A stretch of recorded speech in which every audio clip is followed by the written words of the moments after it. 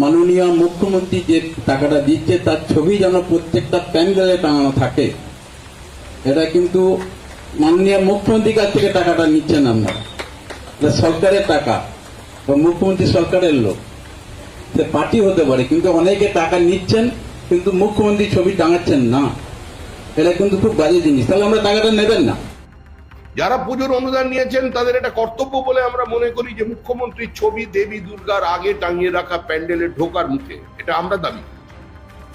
যারা অনুদান নিয়েছেন, আমি আবার রিপিট করছি, যারা এই অবস্থার পরেও অনুদান নিয়েছেন তারা অনুগ্রহ করে দয়া করে প্রতিমার আগে, মানে প্রতিমা দর্শনের আগে মুখ্যমন্ত্রী মমতা বন্দ্যোপাধ্যায়ের একটা ভালো সুন্দর হাসি মুখের ছবি সামনে টাঙিয়ে রাখবেন। কারণ আপনারা নিয়েছেন, কারণ বিধায়ক যথার্থ বলেছেন, তিনি বলেছেন যারা নিয়েছেন টাকা তারা কিন্তু মুখ্যমন্ত্রীর ছবি রাখতে বাধ্য। এবং এই যিনি যে বিধায়ক এই দাবি করেছেন তিনি অত্যন্ত স্বচ্ছতার সঙ্গে, দৃঢ়তার সঙ্গে তৃণমূলের কর্মসূচিটা মানুষকে জানাবার মতো সৎসাহস রেখেছেন।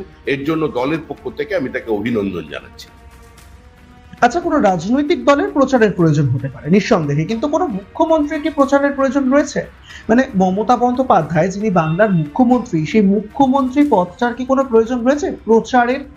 আপনি হয়তো বলবেন যে না, কিন্তু আমরা বলবো যে একেবারে অন্যরকম ছবি দেখা যাচ্ছে বাংলায়। পূর্ব বর্ধমান এবং সেখানের ভাতারের তৃণমূল বিধায়কের অবশ্য বক্তব্যটা একেবারে ভিন্ন। তিনি বলছেন যে মুখ্যমন্ত্রী মমতা বন্দ্যোপাধ্যায়ের ছবি লাগানোর প্রয়োজন রয়েছে মুখ্যমন্ত্রী হিসেবে, এবং তার প্রচারের প্রয়োজন রয়েছে। ক্লাবগুলিকে একেবারে নিদান দিয়েছেন, সরাসরি একেবারে রীতিমতন হুঁশিয়ারি দিয়ে দিয়েছেন যে যে সকল ক্লাবগুলি সরকারের টাকা নিচ্ছে দুর্গাপুজো করার জন্য, তারা অনেকে মমতা বন্দ্যোপাধ্যায়ের ছবি লাগাচ্ছেন না। কেন লাগানো দরকার আছে?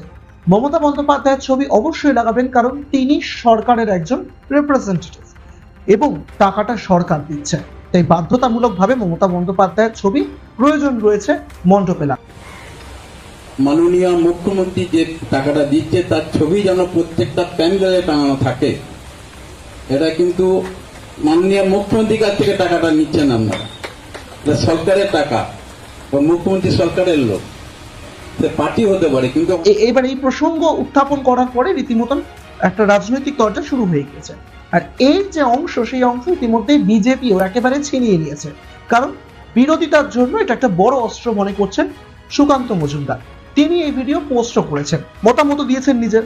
আর সবকিছু মিলিয়ে যখন মঞ্চে সরকারি আধিকারিকরা বসে রয়েছেন, তখন এইরকম একটা কথা কি করে একজন বিধায়ক বলতে পারেন, সেটা নিয়েও প্রশ্ন উঠতে শুরু করে দিয়েছে।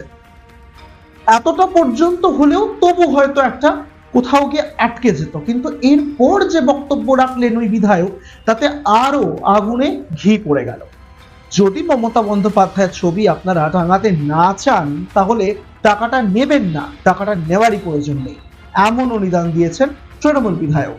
অনেকে টাকা নিচ্ছেন কিন্তু মুখ্যমন্ত্রী ছবি টাঙাচ্ছেন না। এটা কিন্তু খুব বাজে জিনিস। তাহলে আমরা টাকাটা নেবেন না। যারা মুখ্যমন্ত্রী ছবি টাঙাতে তাদের অসুবিধা, তারা টাকাটা না নেয় ভালো, কারণ অনেক ক্লাব তো নিচ্ছে না। সেরকম আপনারা যদি মনে করেন যে মুখ্যমন্ত্রী ছবি টাঙানো যাবে না, তাহলে আমরা টাকাটা নেবেন না। এটা আমার অনুরোধ আপনাদের কাছে, আর কিছু বলতে চাই না।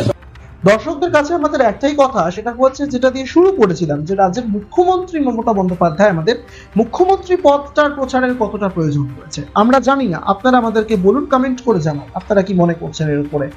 মমতা বন্দ্যোপাধ্যায় তৃণমূল নেত্রী, সেটাও বলেছেন তিনি যে তিনি এক দলের সঙ্গে যুক্ত রয়েছেন, কিন্তু এই দলের পাশাপাশি তিনি যখন রাজ্যের মুখ্যমন্ত্রী পদেও বসে রয়েছেন, তখন তার প্রচার কতটা দরকার সেটা নিয়ে যথেষ্ট দ্বিধাবোধ তৈরি হয়ে গিয়েছে ইতিমধ্যেই সমাজ মাধ্যমে, অন্তত বিরোধীদের তরফে। আপনারা কি মনে করছেন এই বিষয়ে অবশ্যই কমেন্ট করতে ভুলবেন না, এবং জানাবেন আপনারা এই নিয়ে কি বলতে চান।